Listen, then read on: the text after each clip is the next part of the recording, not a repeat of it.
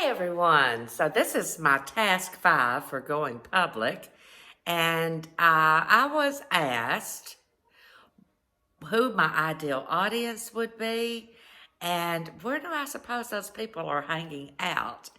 And this is for my my plan for my upcoming classes regarding teaching others how to write their memoir.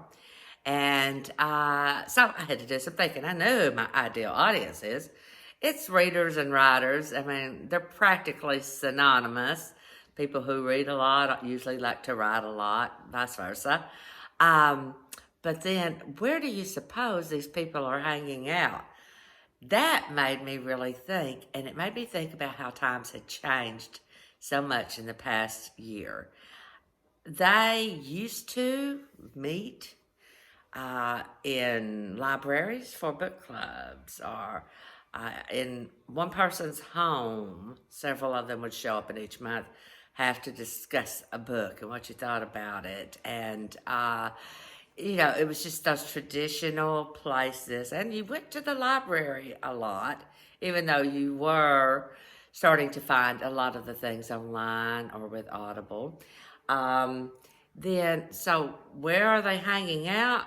I knew everything had switched to Zoom, and prior to that, I knew things were starting. You could Skype, you could FaceTime, whatever, but Zoom became the hot thing this year.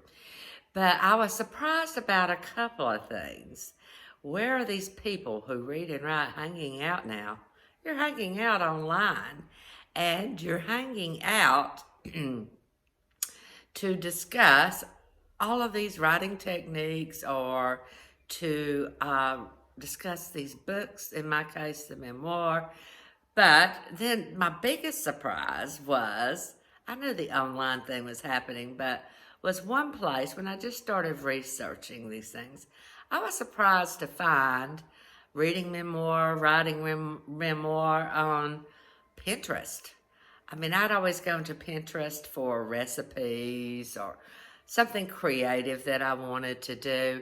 And I found, that they were giving all of this advice about reading and writing the memoirs on Pinterest. That one surprised me. Regardless, we continue to move on no matter what our situations, the virus, whatever. We find ways, and now it's through technology, to accomplish what we want to accomplish. And I think that's kind of cool. It's like we slow down in one sense, but we speed up in another sense. And that's what we have done with technology in the sense of reading and writing. And this is just a little off topic, but there are different types of learning styles.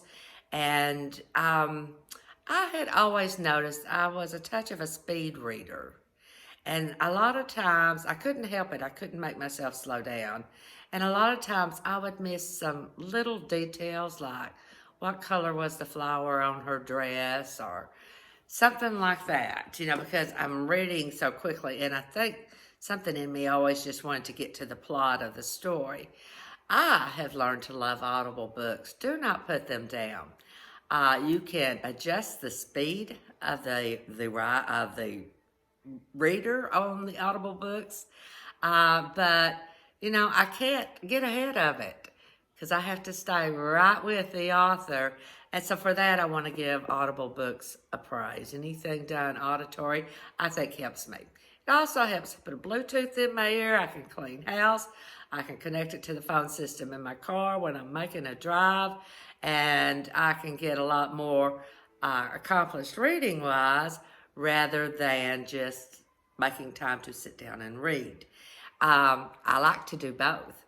I have read one physically before and then listened to the Audible version after that, and I get double book in my head. And I really think that's kind of enjoyable as well. Okay, remember what I've told you. Be prolific readers because you will be great writers when you are a prolific reader. And I will talk to you the next time. Bye-bye.